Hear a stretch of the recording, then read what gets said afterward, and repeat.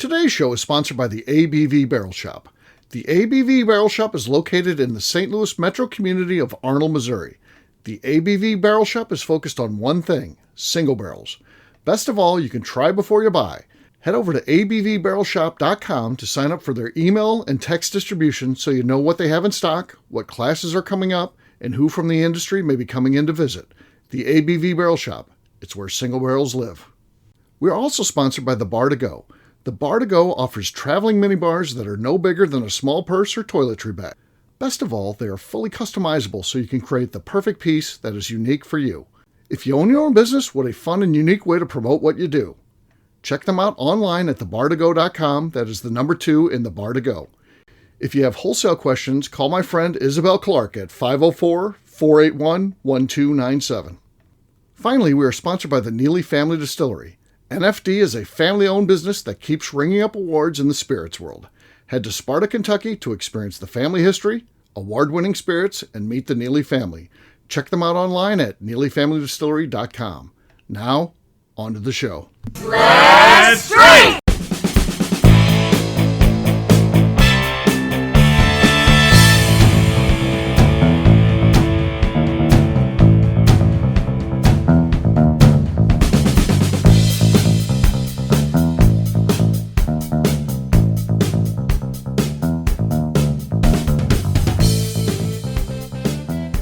Welcome to the Bourbon Daily, the podcast about everything bourbon delivered to you every day of the week. Today on the show, we discuss how you can break into bourbon outside of getting a job and actually working, because nobody has to work anymore.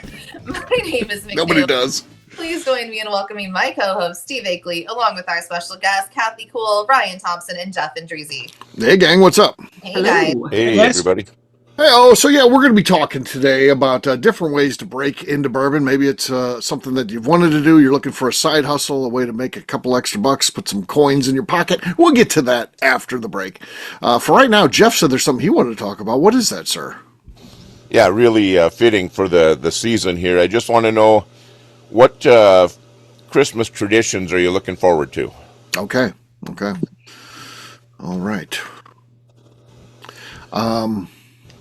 I like going to pop-up bars. I've been to one, holiday Christmas pop-up bars. I've been to one already this year. The warden and I went. But my kid will be in town. She gets in town next week. And then we're going to another one when she's here. So her and her fiance. So there'll be 4 of us going. So I'm looking forward to that. So every year there's something like that going on around St. Louis? Yeah, there's at least 2, and I think maybe 4 or 5. There's 2 of them I go to, but there's quite a few more, I believe. So. There's one that's like tiki themed. I like that one. That's the one I went to already. And then there's the original one that we first went to. It's the Miracle one. So they do a good job, the Miracle folks. So yeah, it's cool. It's a little bar called Small Change. It's like a neighborhood nothing bar. It's so crazy to me because I can't imagine what they're doing on like a Tuesday or Wednesday night. I wouldn't think it'd be nothing but a few locals, and then they do this Miracle Bar thing, and it's booked. You can't even get in it. You have to book way in advance. They open up 2 times. They open up and they sell out within minutes for the whole season. So they get 2 chances to book tickets, and then you go in there and you have a great time, and everybody's having fun, and drinks are $18 a piece, and everyone's ordering a round and then another round and another round, and it's like I wouldn't think that bar would make anything on a normal that's not there, but that comes in and people just go crazy and love it. So it's wild. Like their Black Friday. How long are they? Is it a one night deal? No, it's open from mid-November all the way through. I think they even go into the first week of the new year. Okay. So you got to milk it. Pretty long window, yeah. And they do everything's like over the top, super decorated and stuff like that. It's all. And then the drinks are really cool, and then they have cool glassware that they put it in, and you end up buying a glass that you don't need, and expensive drinks, and yeah. Then you walk they got you. Yeah, they got you. Yeah. So that'd be one for me. That's what I'll put out there. Ryan, how about you? Any holiday tradition you're looking forward to? I love a good sweet potato casserole. Okay. with like a little brown sugar crumble on top. The only time of year I have it is Thanksgiving, Christmas dinners. But it is something my grandma made, my mom made, and now I'm making. Well, I don't make it Do you make necessarily. it? You always Not you get staff. necessarily. Yeah, you get His staff. bachelor. It makes Yeah. Bachelor. His Yeah. butler. But who doesn't like a little sweet potato casserole with a little brown sugar crumble on top, huh? Okay. Okay. Yeah. So that's Sounds what Ryan's great. doing. Okay. All right. McNeil, how about you? Holiday, something you're looking forward to, some sort of tradition. So tradition-wise, we just do Christmas Eve at my parents' house. It's like not a big deal. We just like order pizza and open gifts. It's fine. I've been wanting to like skip Christmas since 2021, and this year I'm finally getting to. Like I have begged to go on a Christmas trip for like the last 4 years, and then this year we are flying out Christmas Day to go hang out in San Diego for a while. So San Diego. Okay. finally excited to get. What does your mom think of this? I'll be there Christmas Eve. She can't complain. Okay. I thought you were missing everything. Okay. No, I will do Christmas Eve. We're flying out Christmas Day because, like, usually I hated Christmas Day. Wouldn't do anything. So I finally get to leave. Get Excited. to leave on Christmas Day. Okay. Yeah. Okay. It'll be like that Four Weddings movie, so I'm sure. Yo, God. They fogged in and We're got to go to everybody's house. It's a whole thing. All right. That'd be All fun. right. Yeah. KK, how about you? I don't really have a lot of family traditions. I have a pretty small family, but I do like to go to, like, the zoo does a nighttime light display. Right. And then actually this weekend, my friend and I are going to go to the Missouri Botanical Garden and see their night light display. And That's what a good one. yeah, just kind of hang out and look at the Christmas lights. And Okay. Didn't even mention the ABV Barrel Shop Christmas party. Yeah. Unbelievable. It's unbelievable. Absolutely I unbelievable. guess if I Doesn't- remembered them, I would talk about them more. Therein lies the problem. Yeah. Absolutely. One year we got a Christmas cake and she drew a dick on it. So, yeah. It was a birthday cake. It was a whiskey thief. Yeah. It was a whiskey thief. It was a birthday cake, and I was instructed to write something like "Happy Birthday," and then Then she drew a wiener on it. Yeah. It was inappropriate. Well, that's why she's invited back, because she doesn't That's appreciate right. things that entertain everybody. Yeah. Okay. Fair enough. they have All those right. laser pointers now where you can laser point a wiener on people. That'll actually, the laser itself is You know, comes like a out in the laser shape of a wiener. pointer. Yeah, Right. and But the it's in laser. the shape of a wiener. Yeah, so like if Do you have one, KK? I'm afraid to ask, but I got to ask. I don't. She doesn't. Okay. I don't, but for some reason they're coming up in my Instagram feed. Oh, Oh, yeah. that's It's weird. It's weird. Weird. Yeah. Just send her one over there on the Flamingo Drive. $29.95, 2 for $50. There you go. That's right. All right, Jeff, you asked the question. What's some sort of holiday tradition you're looking forward to? Well, I've been thinking about this a bit, and growing up, we had lots of traditions. Christmas was just really the same every year. We didn't travel. Okay. We were up in northern Minnesota. We just, everything was similar. Christmas Eve was always homemade pizza. That was something that we did for years. And Okay. now that when my kids were, when they were growing up, I tried to make sure we had very similar traditions, things we did. Well, now they're out of the house and they're starting their own. I haven't even really been decorating. Well, I got home from work tonight, and the artist has been here. She came before Thanksgiving, has been here. Whoa. She's going through all the Christmas decorations. She's got the house decorated. It's like, holy cow, I kind of miss this. So I think I'm going to try to just enjoy the whole season more than I have before. Not that I was sitting moping about it, but it just didn't feel the same. Okay. But getting that little bit of just calling that tradition coming back, I think is what I'm looking forward to. I think I might even watch a few Hallmark movies. Oh, and just enjoy myself. Just sit there and cry. Yeah. Yeah. Okay. Yeah. Yep. So, and it just maybe just trying to get back to a couple things that are traditions. We've got a pretty nice light display in the little town that I live near, and they've got a great big area that's all set up for that. We'll drive through that a couple different times, and just looking forward to the whole season. So. Okay. I went back and I went back to I haven't went back. I never myself had a live tree, but when I was a kid, probably till I was 7, we had live trees, and I haven't had one since then. It's always been fake trees.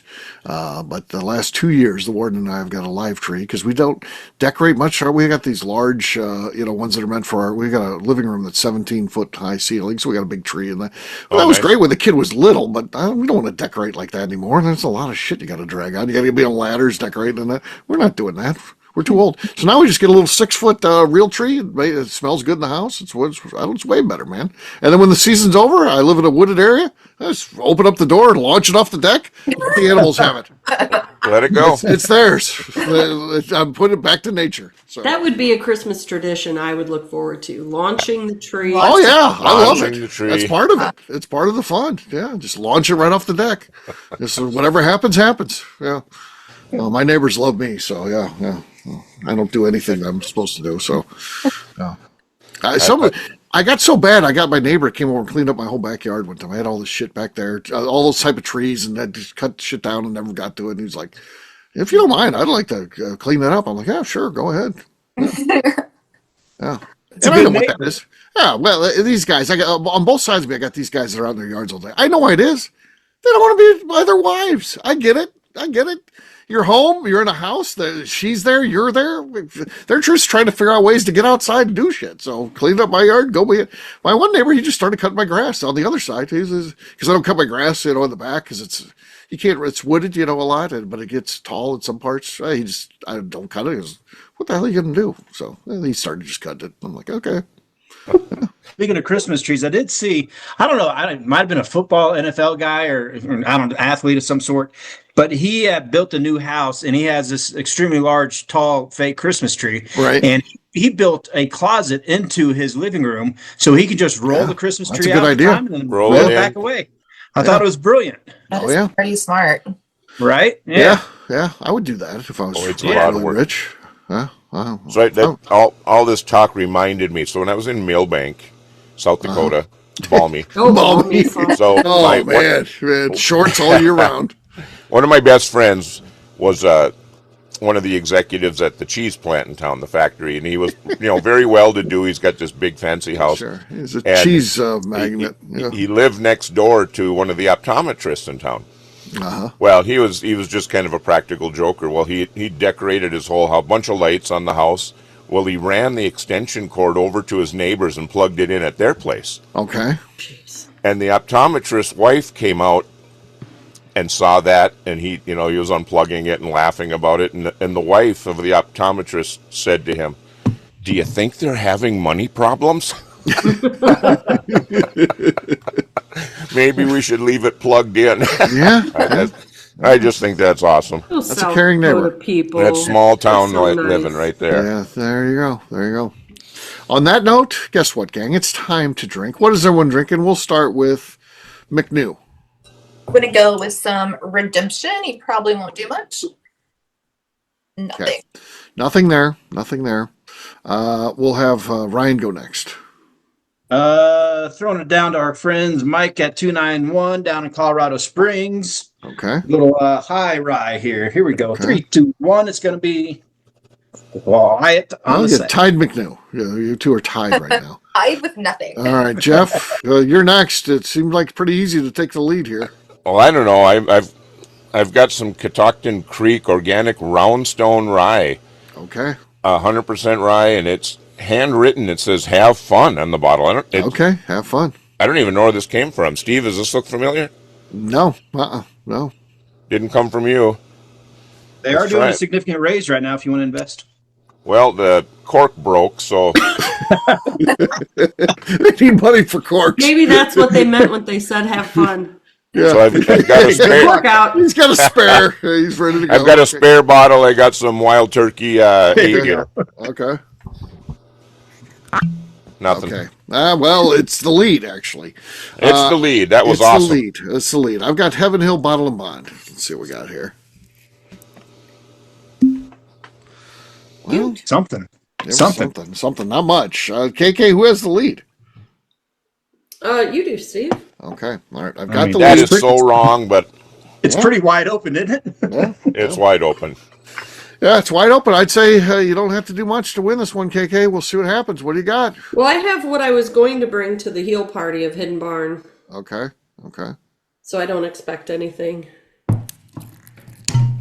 okay. Basie, but not enough. Not enough. I win. That was terrible across the board, guys. We should have a redo. Cheers. Seriously. Wow. All right, we'll take a quick break, and then when we come back, it's going to be time to talk about different ways to break into bourbon. We'll do that in just a few.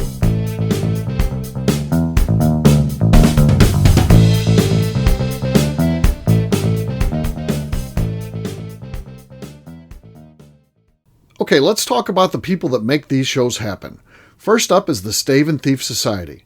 Via their in-person class at Moonshine University in Louisville, Kentucky, the Stave and Thief Society is the place where you, a bourbon enthusiast, can expand your knowledge and emerge an executive bourbon steward. In 2017, I completed my executive bourbon steward certification. It's the most comprehensive bourbon certification available and connects you with an expansive network of bourbon enthusiasts and professionals.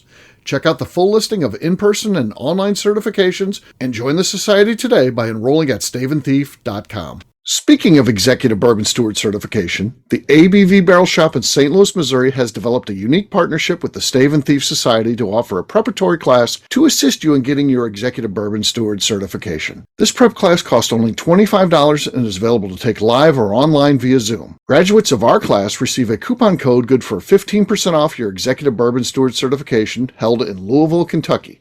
This saves you almost $90. Additionally, you can collaborate with fellow attendees to split travel costs when you go to Louisville. If you're interested in signing up for the class, simply head over to abvbarrelshop.com and check out the classes and events page. Last but not least, we are sponsored by Neely Family Distillery. Royce Neely is the 11th generation distiller in one of America's oldest distilling families. A visit to Neely Family Distillery takes you through family history, where you can see all the artifacts and newspaper clippings through the years from this family that started distilling in America after James Neely arrived from Northern Ireland in 1740. Today, Royce Neely and his team are crafting some of the best spirits in America. Their bourbon and absinthe offerings keep winning top honors in the spirits competitions. Recently, their absinthe made history as the first platinum winner in the absinthe category at the San Francisco Spirits Competition. Neely Family Distillery is definitely a bucket list destination if you are a bourbon fan. Learn more about their spirit offerings, visiting their facility, and the awards they have collected over at NeelyFamilyDistillery.com. And now, back to the show.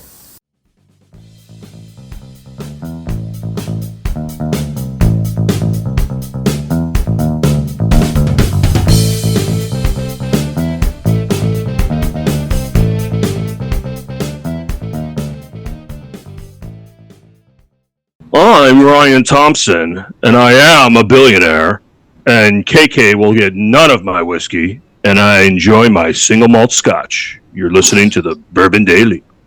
Pendleton, where's my caviar? Welcome back to the Bourbon Daily. Today we're talking how to get into bourbon via a side hustle. Yeah, so what sort of side hustles could we come up with? What are some things people could do? I have a side hustle. Okay, talk about it, and then maybe. I am a hired gun. Okay. So I'll go out and pour for people at either stores or festivals. Yep. And it's a lot of fun. Okay. I get to talk about bourbon. Yeah. Do you have knowledge about bourbon? That's a good start. You like talking to people. That's a great thing. So, yeah. That sounds like a good one, I have right? fun with it. Yeah. Okay. Okay. Ryan made a distillery. That's his side hustle. Yeah. I mean, yeah. Exactly. I mean, I assume you have part-time people. I mean, that's a way you can get in too, right, Ryan? Just a traditional, job, working in the Well, taste certainly, yeah, starting your own as well. But boy, if you're going to do that, give me a call first, and I'll have a little heart-to-heart with you and sit you Okay. down and make sure you're thinking right. Right. But yeah, that's certainly a way. That's one way to go, as Jeremy Shell says. So what else could be a way? I wouldn't mind setting up some tastings. So it's similar to KK's, but she might be working for one brand or something.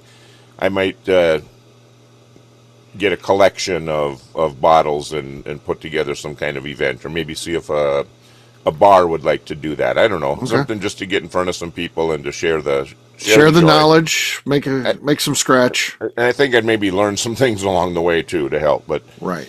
yeah, I just some type of activity. But I don't have any place around here to like volunteer as like there's no close distilleries or anything. I would love to do that. Take kind of like a dude ranch. I'm gonna be a distillery dude. Come in for a week and do Okay. some work. I'd like to do that. Maybe that's a road trip event too. That's probably not a side hustle because you're not doing it all the time. But I think it would be fun. Okay. All right. A low entry point that comes to mind, sorry, Akeley, that go comes to ahead. mind for me as well, is starting in like an event planning company around distilleries and tours and tour guides. I know there's a couple around Kentucky, and that's a given the Kentucky Bourbon Trail. But anywhere you got 3 or 4 or 5 distilleries within an hour or 2 hours drive, you can put together a nice fun package, a nice fun tour, do bachelor parties, bachelorette parties around it. And so I think that'd be a great way to get involved. Okay. Okay. What do you think, McNeil? I mean, there's really just bourbon media. You could do a podcast, articles, be that Podcasts guy and on articles. Instagram just popping corks. Like, Popping corks, yeah. tasting notes, all that kind of stuff. Yeah. You're just trying to get a bunch of different revenue streams, right? You're trying to get, ads on podcasts. You're trying to get YouTube viewers and all that kind of stuff. And you make a bunch of different ways. Bourbon media mogul. So, yeah. You did it. It can be done. It can be done. I Yeah. thought about also, like, I would never want to work in the restaurant industry because I don't know it, or the bar industry really. But there's this restaurant I went to a while back, and like they're on a golf course, and it's nice. And he named it Bourbon. It was like Bourbon on the Green or something, and it was cute. It's a nice restaurant. And he's like, yeah, I'm trying to get Blanton's, and I'm trying to get this and that and there. And I'm like, you don't want that. I was like, go pick your own single barrels. Like, start a single barrel program. So if I could find a way to like go consult with these new restaurants to be like, just to build their bourbon program. Like, I don't want to be your bar manager. I don't want to work here. I'll consult with you and tell you what to get to build this so it's desirable. Right. I think that would be a cool thing to get into. Yeah. That's great idea, McNeil. I do too. I like that. We've always said that a great idea for us, because we've got bars set up and all that, would be training on brands. I mean, just give brand training for bartenders, and you work with bar owners. Send people this, and I think they would see the value of having their staff being able to talk about the brands, because that's what we do all day, right? We just talk about brands. We have knowledge, not to, we wouldn't bring the bartenders in and tell them how to do their job, tell them how to make a cocktail or anything like that. We don't know anything about that stuff, but we do know how to talk about brands, and I think that's what people want. Not just the big brands, the Jim Beams, but to go a little deeper. The other things that are in the state, yeah. It's one of my favorite things about the industry is the stories behind it. Mm-hmm. So being able to share some of that more broadly than a distributor who might do it maybe a little more than lip service, but not much more. Right. I'll tell you, as you mentioned the word distributor, I think that'd be the ultimate side hustle. If I was 10 years younger, which I'm not, but I'm on the wrong side of 50, approaching 60 at some point here. It's not really a thing, but I tell you what, if I was a 40-year-old guy looking for a side hustle, I would start my own distributor. Because in the state of Missouri, I know it's probably different in all states, because every state has different alcohol rules. In Missouri, it's relatively easy to open a distributor. It's like $250, and then you have to have a space. You can't be at your house. Your garage can't be where you store the alcohol and that. Other than that, that's it. And I feel like approaching small brands and saying, hey, I can bring you in. There's 10,000. And I know this because I just talked to someone. There's 10,000 places in the state of Missouri that sell alcohol, because they sell it in gas stations, all that. But I tell you what, you could make a living if you want to do the whole state off 250 of those. But if you don't want to do the whole state, just focus on St. Louis. Don't overwhelm yourself. Just come in and say, hey, I can bring you in. I will represent you the way you want to be represented. I'm only in St. Louis. I'm not going to leave St. Louis. I'm probably only going to call on the top 30 accounts in St. Louis, but if I go into the right ones, I can get the volume that we need. And you know what? If I like this, I'll start expanding. Next thing you know, I'll go to Columbia, Missouri, and Springfield, Missouri, Kansas City. Grow with me, and I think I could get plenty of brands. The small brands. These are the people that I talk to all the time anyway. It'd be just a little bit different conversation. This is what I'm doing, and you would kill it because distributors are freaking morons. They're idiots. They don't know anything about the products. They don't care. They want the things to sell themselves, and if they don't bubble up and sell themselves, they pay it no attention. So yeah. Yeah, and equally along those same lines too, if you did not want to go through the whole distribution process and store product, there's the broker aspect as well. And you have these different brokers representing 1, 2, 3, 4, 5 different distilleries or vineyards or breweries or whatever, and they charge each supplier X amount a month plus a commission on sales, and so there's that angle too. We've worked with a couple brokers in some different markets, haven't had any success with them at all, have been quite disappointed, but there's certainly some room there for a good broker that knows the product. Yeah. So that's a good one. I would think if you're really passionate and you want to do like what Jeff's saying, you could partner with distilleries too to say, hey, if Jeff got this thing rolling, all of a sudden he's doing really good, doing whiskey tastings in bars and stuff like that. Next thing you know, you start reaching out to the Ryans of the world or Royce Neely's or whoever is in your state and say, hey, I'm doing these events. Could we work out something where I represent your brand, that you're the light, and I do these with pouring your stuff, and I think. You could do that. There's a million ways to make money in this business. And the great thing is if you eliminate the big 8, the rest of them are all small brands where, the person that if you have an idea, you can talk to the owner of the company. I mean, yeah, if I have an idea where it's like, I'm going to go out and represent Jack Daniels, they're never going to talk to me. They're too big. It's a corporate structure. They got their rules. They're going to think of the stuff they want done. They don't want you thinking of ideas for them. But if you're dealing with any of the small brands, if you got a good idea, they'll talk to you. Had a conversation just like that this afternoon at 3:00. So, yeah, sure did. So stay tuned on that one. Yeah, we'll see if it develops. But yeah, exactly what you're talking about, Akeley. Yeah. These are companies that want to grow their brands, and if you can help them, they'll listen to you. Yeah. Yep. I'd certainly be looking at it as truly a side gig.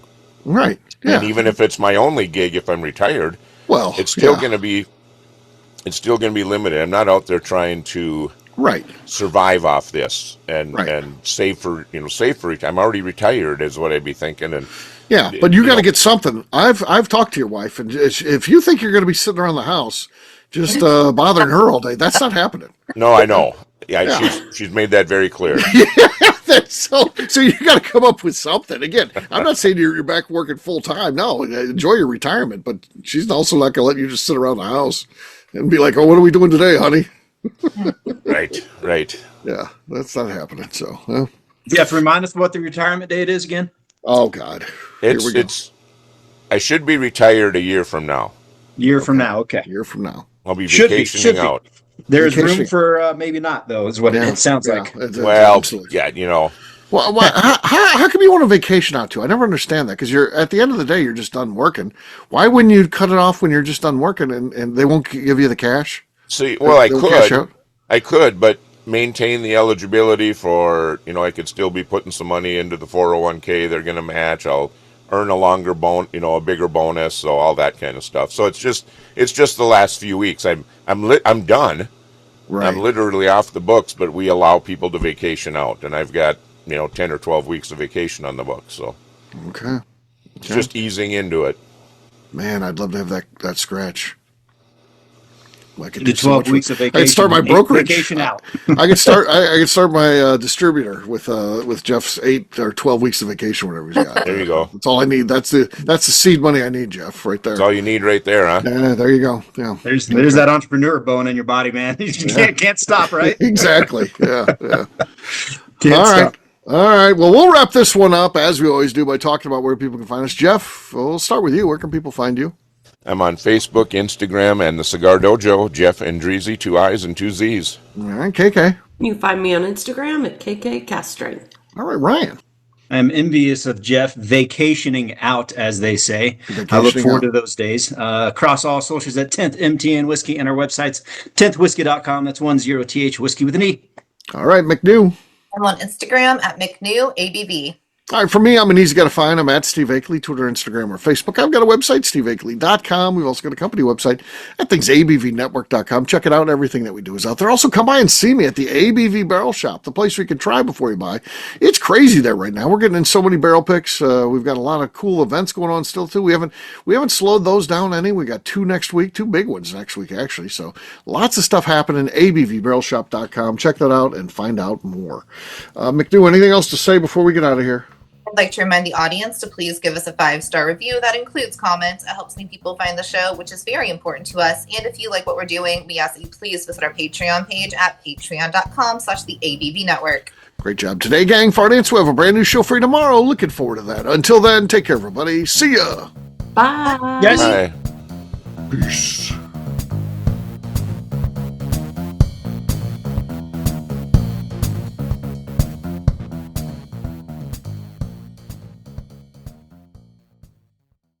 Before we let you go, let's talk about one last thing. The ABV Barrel Shop in the St. Louis community of Arnold, Missouri. The ABV Barrel Shop is focused on a couple of things. First of all, single barrels.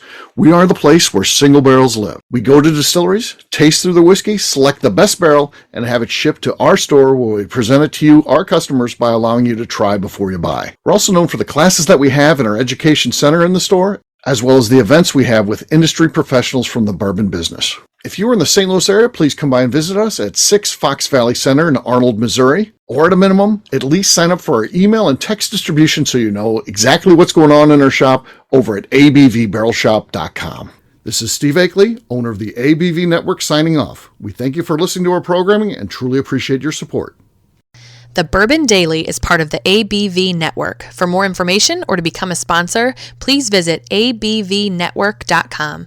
Thanks for listening and cheers. This has been a Steve Akeley production.